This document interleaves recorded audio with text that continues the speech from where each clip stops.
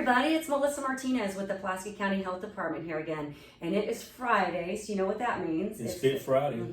And I am so happy to have Sean back. It's been a while since we've done this together. It's been a long time, a lot of things going on. Why don't you tell them a little bit about, the stuff that you've had going on, because that's what we're going to talk about. We're going to talk about Sean's comeback, and because he's back and he's going to be doing the Bass Pro Marathon on Sunday.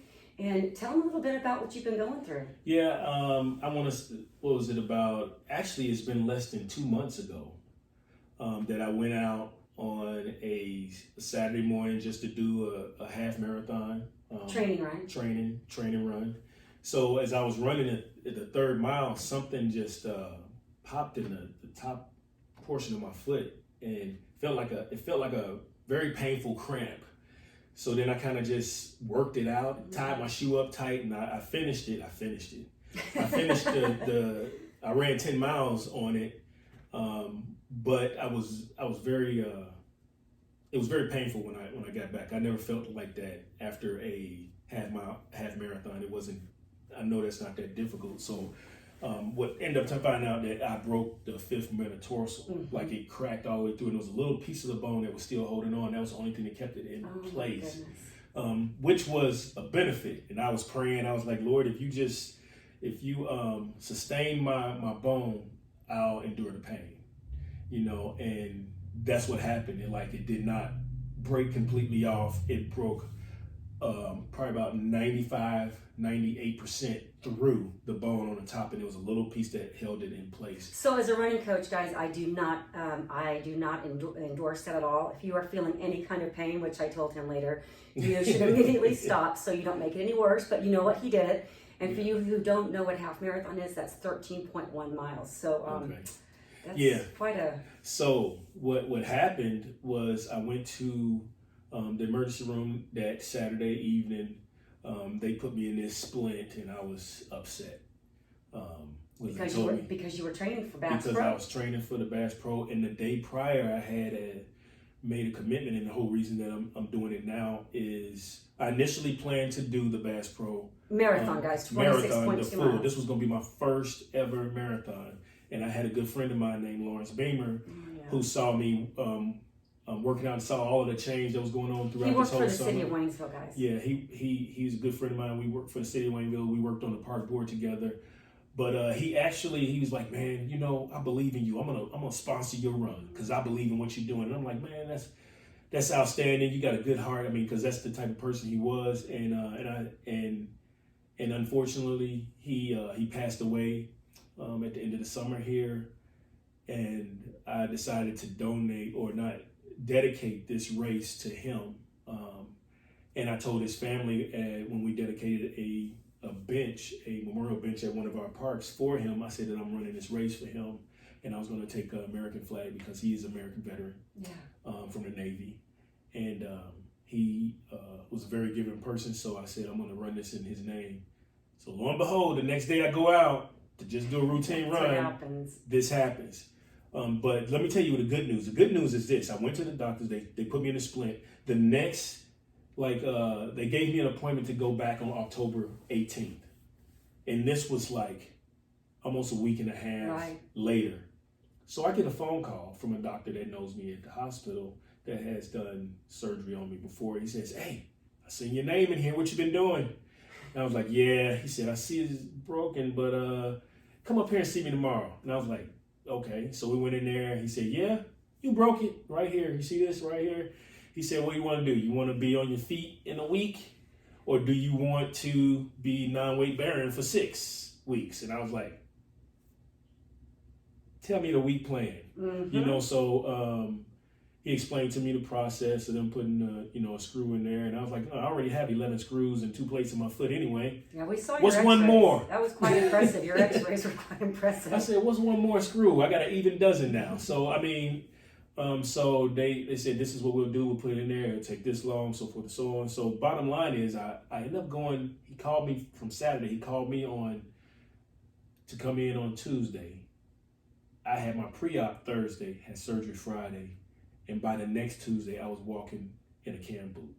Which brings us to the point that we're at now, guys. This is actually a very neat story, and the timing is perfect because had it been a week later, you wouldn't have had enough training for Bass Pro. Right. So what Sean has done, and I've had to train like this before when I've had some tendonitis issues, is you don't give up. You find other ways to train. You find other ways to keep your endurance, and you found definitely the best way. So Sean did a lot of his training on the elliptical, which mimics running, which allows you to keep your endurance. I highly recommend the pool, but you did the elliptical and the bike, and you maintained all of your endurance, and you're feeling pretty confident. But you told me that your strategy is going to be a little bit different to complete the marathon than it was before your injury. So can you kind of explain that? And before I answer that question, just to add something in there that I think is beneficial is during that time, like after that week, I actually went in and I got better. I had 2 weeks and I rode in the half nasty the Nasty race. Pulaski, yeah. The Nasty Pulaski bike race, which was 27 miles. And this route is like, it's crazy. It's a lot. It's hills both ways. I don't know. It's hills both ways, put it like that. And I end up placing second in my age group and 4th overall. And I was so motivated. And the reason why I'm sharing that with you is because I'm starting out this race with victory already, because I've already done this. It's just a different place and a different time. Yeah, that's a good attitude. You know, that's great way to put that. And that's my motivator for going through this. So the injuries are just scars. That stuff is just a part of life. But I'm looking at the victories that I was able to overcome, because we're very resilient people. Right. I mean, people are very resilient, and we find a way. And it's not always to prove something to others, but to really confirm what's already within you. And I think that's what the whole thing is now. It became like, do I do this for Lawrence, or do I wait? Because I don't want to, do this. And I thought about it. I said, man, it's just 26 miles. I said, because got the point too. That's the hard part. Huh? Yeah, the point too is the hard part. But I just broke this down in so many different ways, and I'm like, it's all about how you attack this, because I ran half marathons before, but once I hit half, I'm like, okay, what's 10 more miles from that? That's 23. Well, I've ran 10 miles before. If I get to 20 miles, I'm like, man, I did a 10K a day for 7 days, so I can do 6 miles. Right. So it's like, it's how you eat, how you bite how you break it down. Yeah, you got to break it down to where you accomplished this already. Yep. It just didn't look like it all together, but I've done this several times over. I mean, if I ran over 180 miles in 1 month, then I know I can do 26 in one day. I mean, it's like, you got to really motivate yourself. Now I forgot the question. Well, the question was, I love it. We do this a lot. The question is how are you going to run this race? How is it different than the original plan? Before you got injured, I know you had a plan. You were going to do intervals, 60-30s, I think, right? Well, what's your plan? See, my plan was, and I thought about doing a 60-30 from the beginning, because I have not. But I used to do intervals, but I did it different. I actually ran 1 mile and walk a quarter. And I've seen it, like when I did training with my 10K a day, I seen how actually incorporating the walk, my time was faster. And it seemed like I was, taking a break. But just knowing your body, you got to know your body and your recovery level and threshold. So basically your plan is to listen to your body and just not have timed intervals, but just when you feel tired, you're just going to take a break and start running again. I'm going to try to do the 60-30. That's what I would do. I'm going to try to do the 60-30 and see how it feels.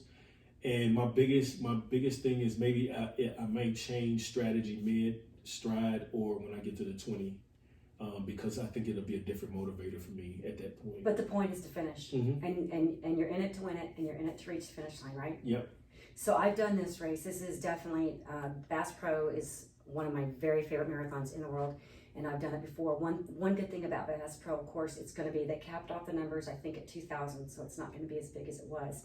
And what every marathoner has come to learn is that it can get very lonely out there, because the half marathoners will branch off from us.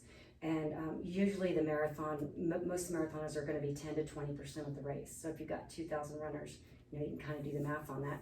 So one good thing about Bass Pro is usually they have a lot of crowd support. They'll have people out there cheering you on. There's some great neighborhoods you go through. This year is going to look a little different, obviously, because of COVID. But I think you're going to have a great experience. And I think for anyone else that's running it as well, if your family will study the maps, there's points at which they can reach you and they can cheer you on as well. And that is, encouragement is like such a motivator. Yeah, I talked to my wife about that. We're actually using Striver, and she's going to track me through the race. So you can share your GPS movement, so she'll be able to see where I am. She'll be praying for you and cheering you on and all that. Speaking of that, we had a couple things we were going to talk about. What's the weather going to be like Sunday? I forgot. I think it's going to be in the 50s. Okay, but in the morning it's going to be a little chilly, right? Okay. So guys, we're doing the pre-race devotional at from 6:15 to 6:30 in the northeast corner out front. We'll have some signs out front where the outlet store was. But we wanted to give you some tips, especially for your first timers. And it can be cold out there. We're going to be out there for a while. The store is not going to be open. So if you're coming to the service and waiting to get into the corrals, because the corrals will start at 6:45, you could be out there for, potentially 45 minutes or 30 minutes. So a couple different things that I've learned throughout the years, and I'm just going to kind of pull this bag over here, you guys, and share this with Sean. These are just some of my tricks, and this is something I always bring. You guys always, always, always have to have a hat, because we never know what the weather's going to do. It could be sunny, it could be rainy, it could be all of the above. But a hat's going to be your best bet for the rain because you can pull it down, and of course for the sun. So whether this makes it to the start line depends on the weather, but always have this in your bag when you're packing, guys. Another thing is you want a windbreaker, just something super, super, super light. And if you don't have a windbreaker, you can do a cheap rain suit or parka. And you always want to have that in your bag too, because you never know if you're going to get wind or rain. It's Missouri, heck, we could have snow or sleet, right? So starting in the starting line, depending on how cold it is, I have a stash, so I will go to yard sales and I'll go to like the Goodwills. So it would not be uncommon to see me, depending on how cold it was, to see me in the start line with something like this. And people may laugh, but I'm telling you, they will laugh and go, man, I wish I had a bathrobe. And then what you do, guys, so everything, all the articles of clothing that are stripped off, whether you do it in the start line or you do it somewhere along the course, the items will be picked up and donated. So you're not wasting your money. You're not actually throwing anything away. But I think I paid like $4 for this at a thrift store. And then I find stuff like this. You may find a t-shirt on sale for, I don't know, a quarter or something. And just find it. And look, you can make your own jacket. I just cut this down the middle with some scissors. Voila, I took somebody's old army shirt and revamped it. I think I paid a quarter for this at a yard sale. So that works. And you can do that with sweatshirts too. Just cut up the middle. And you've got your own jacket, and it's easier to take off. Because if you try to get your sweatshirt off, especially if you have headphones, you might rip out your headphones. So it's easier to tear. I have a couple. One more tip, guys, too. If the weather, if you don't know whether you want long sleeves or short sleeves, do this. These are actually a pair of socks. Well, they were a pair of socks, but I cut out the heel and cut out the fingers or the toes, and then when you put them on, you have your arm warmers. Plus, you also have kind of like gloves. Cool. So you can wear them like that, or you can tuck them in. And then when you want, you can just toss them to the side of the road and they'll pick them up and they'll donate.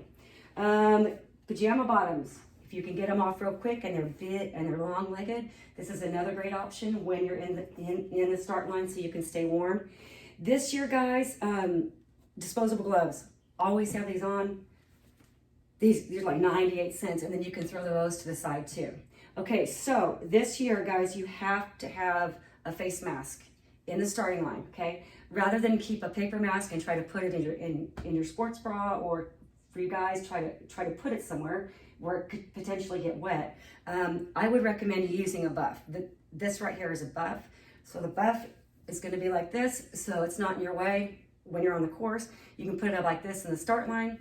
Now when you're running the race, you simply just pull it down and boom, you've got it back when you're back at the finish line and you're in there with people, okay? So that being said too, I have one more tip for you first timers. It's something that I always have in my car.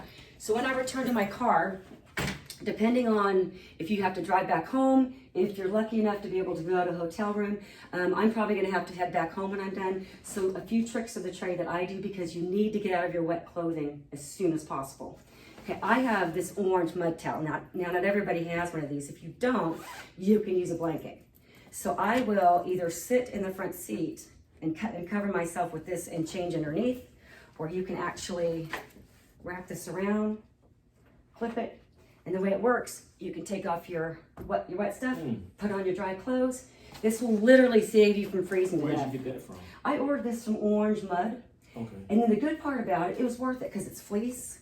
The great part about this is when you are done with this, and it is extremely warm, you simply go like this, boom, it goes over your headrest and it protects your seats. Nice. I need to get one a couple of them. Oh, these are nice.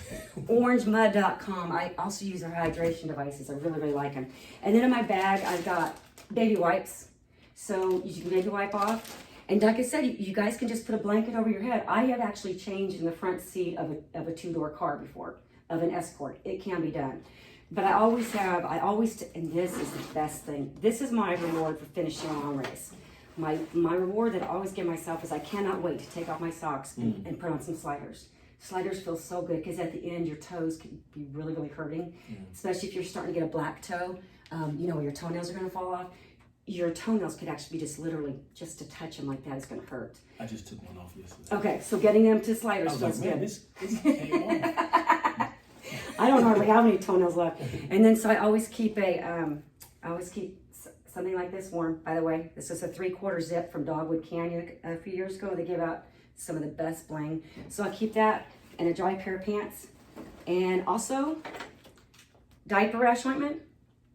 This is amazing. If you are chafed anywhere, it's going to hurt to sit down. So after you baby wipe off, if you will put this diaper rash ointment on, you'll immediately be, for the most part, you'll be pain-free. But the sources of your chafing for us girls are going to be the sports bra area. You're probably going to be chafed under here. You might be under here. Guys are going to be chafed anywhere around your waistband. You could be chafed, you know, in the groin area. All those sensitive parts. So the best thing you could ever put on is a diaper rash ointment. So that will help save you guys, and it will hopefully give you a nice ride home. I would also keep a snack in here because you want to eat within 30 to 45 minutes.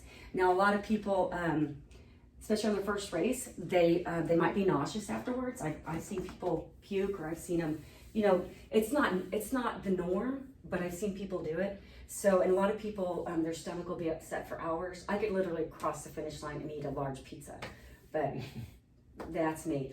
So we talked about the easiest way, because they're not going to have as many snacks as they normally do out there because, like we said, COVID's changed a lot. So these gels, you can find them at the expo. This one's a vanilla bean. If you haven't experimented with these guys, you may not have enough time to experiment on a run, but I would definitely eat one to see how it sits on your stomach because some people are different. This one's got some caffeine in it too, so you want to make sure if you've never used caffeine and run with it. I think I use caffeine a lot as not so much as a performance enhancer because I'm not, you know, an elite runner or anything, but during an ultra, it can definitely work to your advantage, or a long race, you know, drinking soda or drinking coffee, the caffeine kind of wakes you up. But this has amino acids, sodium, and caffeine, and they recommend that you do one of these every 45 minutes. So basically that's it's gonna give you all of the instant calories that you need and the sugars and everything else to replace what you're sweating out. So, and these come in all flavors. My favorite is like the coffee bean and the chocolate, like tastes like chocolate pudding. This one's a vanilla bean. It's pretty good though. But everybody does different. You can do honey stingers. You can do jelly beans. What about bananas right before the race, or is that something before? And how much water do you intake the day before the marathon? Okay, that's a great question. So I'm a big hydration person anyway, so I don't do anything different. I mean, but the whole week leading up, people should definitely be making sure that you're hydrating well. Because if you go into a race dehydrated, you can't make it up. I mean, you just can't. Your body cannot do it. So the day before, you definitely need to be drinking a lot. And as far as food wise goes too, I hope that most people through their training have revamped their eating habits, but a lot of people don't. But don't change your eating habits, because you don't want to risk the very next day having stomach upset. So I usually eat at the same times every day. And the night before a marathon, I may have maybe something extra, maybe just a granola bar or something, you know, just extra that I normally don't do. Right. That's some good advice. I think that, well, I'm excited about this. I'm excited for it. I can't wait to see it. It's going to be amazing. I'm excited for the several lifetime of events I'll be able to think about while I'm out there running. So Yeah. it'll be a lot. So I make sure I have a lot of information when I come back, just for myself. But I'm looking at it for 7 hours of therapy with company. Yes. But yeah, so I'm excited about it. And I guess we get to talk about it next week. Yeah, next week we'll be talking about his first how it was. Yeah. But I'm definitely very, I was nervous, and then now it's like I'm at that point. I'm like, yes, let's go, let's get it done, and I'm glad that you said that. I want to tell you something, and this is one of the biggest sources of anxiety that I've ever heard from runners, especially first-time runners, when you don't know what to expect. So on Saturday night, I will tell you, you probably won't sleep. You will be so anxious and you'll be so ready. Some people can, but the majority of people always say that they can't sleep because they're excited, they're nervous. So two things you can do in order to relax your mind. The night before is the crucial night of sleep. So if you're getting 7-8 hours on Friday night, you're good. Don't stress about it. Don't stress if you can't. If you're only getting 2 hours or 3 hours. I one time slept for 2 hours the night before and I qualified for Boston. I mean, it just never know. And this is very, very important, very important. The night before, put your stuff out, have it ready, have your shirt laid out, have your pants laid out, have your socks, everything in a corner, especially if you are staying with family in a hotel. Have it in a pile where you can grab it. You go to the bathroom without waking anybody up. Most people they getting up. They getting up. Okay. Well, but have your stuff that way the night before. You're not thinking, oh my goodness, I hope I remember to grab my gels, or oh, I hope I remember to grab this. Have it all together. Go ahead and have your. Hope I charge my watch. Hope I charge my watch. Have all that done. Have it all there sitting together. Go ahead and if you want to go ahead and pin your bib to your shirt, get that done so that way in the morning you're just grabbing it and you're going. Okay. And when you get to the start line, as soon as you can, a lot of times, I'm not sure, head straight to the porta potties. Trust me, because if you don't have to go when you get there, you'll go by the time it's your turn. Okay. Words of advice, porta potty. Yeah, I'm definitely, like I said, I'm excited, and I do appreciate all of the information that you shared, because some of those things I didn't even think about. That's pretty nifty to cut the shirts in half. I have frozen and finished and start lines so much, I'm like, I just got to be a better way. Yeah. One other question that I don't think that we really covered was socks. Okay. Run in compression socks or run in just regular nylon socks, or do we just use compression socks after the race? That is a very good question. All your socks need to be a rayon polyester blend. You don't want cotton socks because they don't breathe well and it's a great way to get blisters. Socks are kind of up to the individual. I love compression socks and I wear them a lot. Some people like them, some people don't. I think they're fabulous for a race. If you want to wear them, wear them. And you can also have another pair of compression socks because studies have shown that they help keep you from getting blood clots. Like if you immediately have to drive or you have to be in an airplane. And that being said too, if you do have to drive a long time home, make frequent stops and get out and stretch and walk around, get that blood flowing. So compression socks are always a great idea. I love compression socks. I'm not a fan of the sleeves so much because of the way it stops here and blood can kind of pool up in the ankle area. So you're saying take the whole sock up to the mid calf or above? Yes. Yeah, you want the whole compression sock up to here. Mm-hmm. You want the whole sock. The sleeves go from here to here.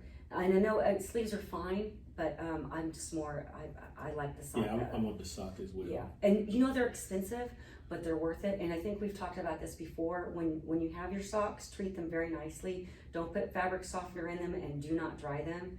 Just wash them, hang them up. I have those little hooks you get like when you buy shorts. Mm-hmm. I have a little line in my laundry room because I don't dry any of my activewear. I'll hang it up to dry.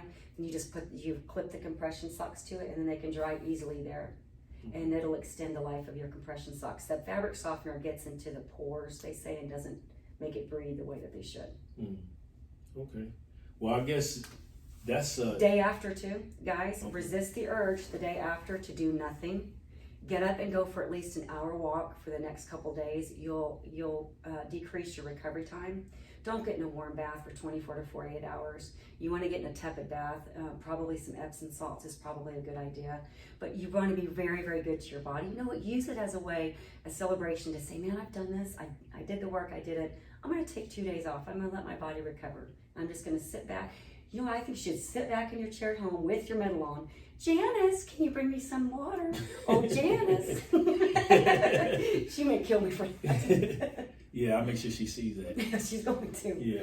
But yeah, that's good, and it's good that she's going with me to be a part of this. Very good. With me, so. And to see you at the finish line. Yeah, she was. She said, "You want me to walk with you?" I said, "No, because I might run." Yeah. And I don't want to feel bad. Leaving, but I mean, it's just when it gets in there, you know, you just start going. But like I said, I'm gonna listen to my body. But thanks again for all of the information, because I'm definitely going to incorporate some of that, and I'm going to go buy me some more socks. Yep. I do have some compression socks, but I have the short hookah socks. But I have some black long ones as well, but I think I'm going to do some new ones for this race. I think that's a great idea, and I'm just going to throw this out here because there's people watching. Sean, you know what? You've inspired a lot of people. You really have. I have seen you. You have lost so much weight in the last year, and you just keep going, and then you got injured, and you know what? I've seen injuries sideline people forever, and they just say, you know, why do I even try? Why do I do it? But you immediately, I mean, the day you were injured, you had this game plan. And I'm trying not to cry here, but darn it, that was very inspiring because you didn't waste a minute. You said, I'm gonna revamp my eating habits. I'm gonna throw in more strength training. I'm gonna cross train. And there were people watching you, and I guarantee you, whether you know it or not, you inspired someone to not give up. So thank you for that. Yeah, that's encouraging. So I'll see you at the finish line. I'll be there crying. No, it'd be my allergies. When you see me cross the finish line, you will see a American flag in my hand, because that is what I'm carrying for Lawrence Beamer. And I'm not running the whole way with it out, but I have it actually in my car right now. It's folded, and I'm going to get a waterproof bag to put it in there. And once I get a mile out, I'm going to pull it out and run with it. Yeah. So, and then just give that to his family. But that's it. So why we do things is important, and yes, our whys are our motivators. Mm-hmm. And my why this time, guys, I'll be pacing the 4:45 group. So what I get out of pacing is I get to help first timers cross the finish line, and that to me is the biggest joy. I mean, it to me is just like, oh my gosh, I love it. I love it. Love it. Maybe I'll get a boost and you'll see me in that group.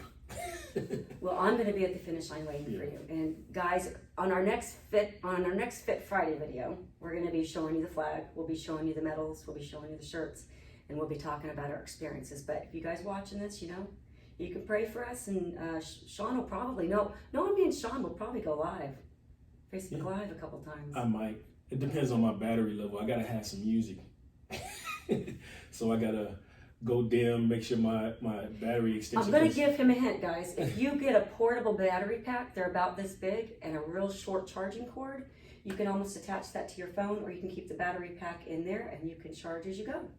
Yeah, I do have one of those. Yeah. A juice box. See, there you go. Tricks of the trade. And then I need to bring an extra set of headphones, because I got headphones that may not last the whole time. See, we just learned something, guys. We just learned something. And extra battery packs are always good to have, because that way you don't have to be worried about taking pictures or videos. Cool. Yeah, because you want to make this an experience. I mean, you know, hope there might be 20 more in your future, but you know, hey, I've got this one. It's 2020. Life can change in a moment. Yeah. We just enjoy the moment and make the most of it. Yeah, it's good. Thanks again, Melissa. All right, guys. Thank you. We'll see you next week for our Fit Friday. Don't forget, tell them to like, subscribe. How do you say that? Don't forget to share or like, share, and subscribe to the YouTube channel and also the Facebook channel. Don't just like and share on the Facebook. Please go to the actual YouTube site and subscribe there, so we can get more likes and help get this information out to those who may need it. I think it's great information during this time, and help us get through this wintertime, because wintertime is when people really start to say, man, I don't know what to do. But we're going to start to talk about what can we do inside. That's right. And what can we do in the wintertime. Yep. All right. All right. Thanks, Sean. All right. Thank you. Bye, everybody. Bye.